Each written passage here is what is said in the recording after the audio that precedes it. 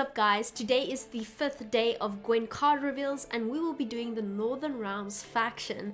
I hear that knights are going to be getting a little bit of love. Here's your reminder that tomorrow is the Gwent Open number 2. I will be casting that and we will also be having more reveals as well as drops during the Open. So do go check that out on the official CDPR channel. I will link it down below so you can watch it live. It should take place around 4 PM CEST. And yeah, can't wait to see how the competitive scene plays out.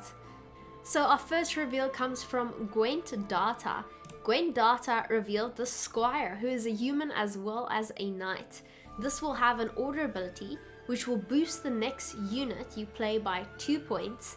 And if it is a knight, it will also infuse that unit with, at the end of your turn, boost self by 1. So this is a 4 provision card that plays for a solid 6. And if you target a knight, that knight will turn into a 1-point engine. Not bad. It depends how strong the knights category is going to be in the next expansion. Whether you want a lot of knights in your deck will probably have an effect on how strong the Squire card is. Next up we have a David Win. You can go check him out on YouTube. So the Knight Errant, it is a human, it is a knight, it's not cursed. It seems Northern Realms, as always, is the wholesome faction.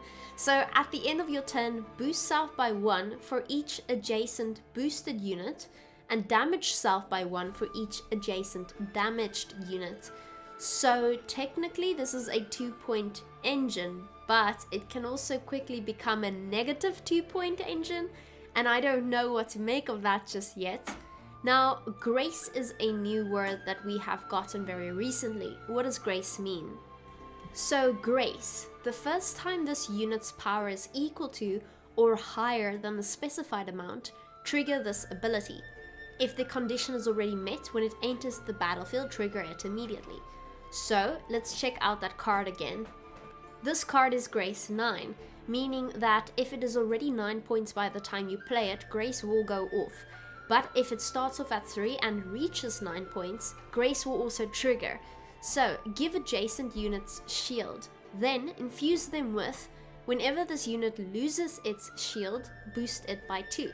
So that's rather cool. This means this card will not only be a potential engine, if it grows large enough, it will give adjacent cards shield as well as the infused keyword right there with whenever this unit loses its shield, boost self by 2. So not bad at all, not bad at all. It's very, very conditional though, which might be off-putting to some people. It's only a 5 provision, it is a knight again, and if you have a lot of knights, that might pay off if you go all out knights. We'll see with the next 2 cards. Next up we have Bomblin, who you can also go check out. He made a pretty funny YouTube video and I recommend watching it. Bomblin got to reveal the Maiden's Shield. So this card starts off with a shield.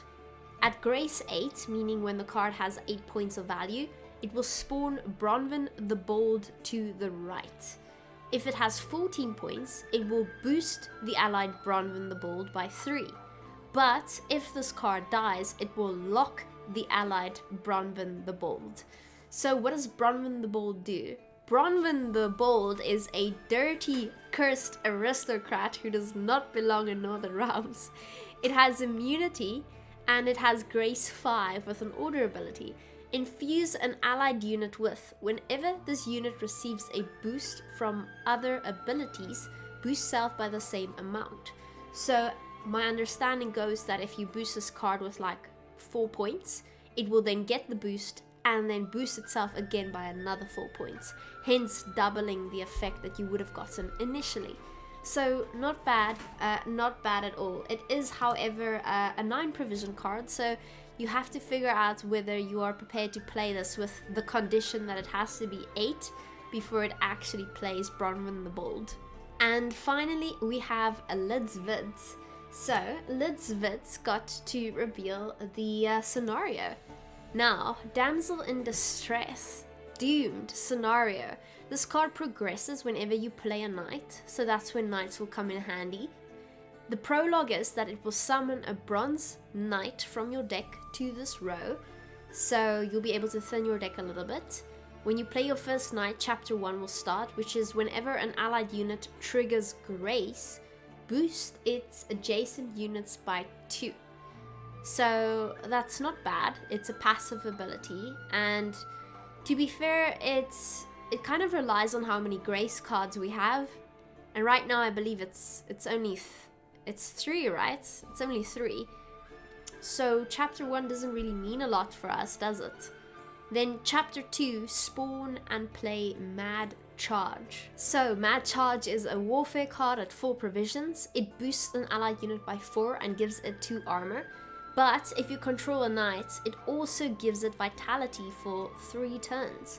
So normally Mad Charge kind of sucks, but now it at least plays for 7 and 2 armor.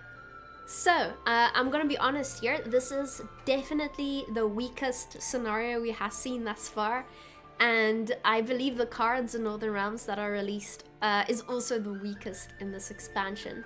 I don't really feel the need to play any knights at all.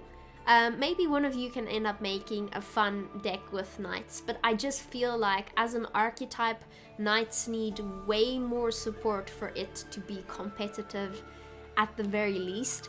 And with this meta, we're gonna have such strong cards.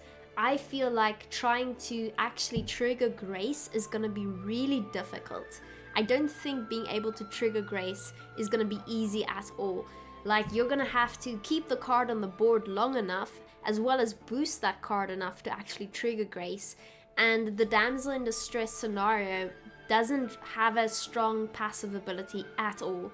Again, we have 4 Grace cards, well, 4 Grace triggers so far, and that doesn't really make it very strong. It boosts adjacent units by 2, meaning every time that happens, you do get 4 points. So you have the potential of 16 points coming out of chapter 1, but you have to trigger Grace for that to happen. You have to draw all of your Grace cards, and I just don't know if it's really worth including in your deck, if I'm gonna be honest. But we still have to see the card in play. Perhaps it's stronger than I see right now, and I'm maybe just underselling it. But yeah, guys, that has been Northern Realms. Tomorrow is the Gwent Open, and we still have to reveal the Nilfgaard cards as well as potential neutrals. So there's still a lot to wait for. And yeah, definitely tune in tomorrow if you want to see some of those reveals. And I can't wait to see you there.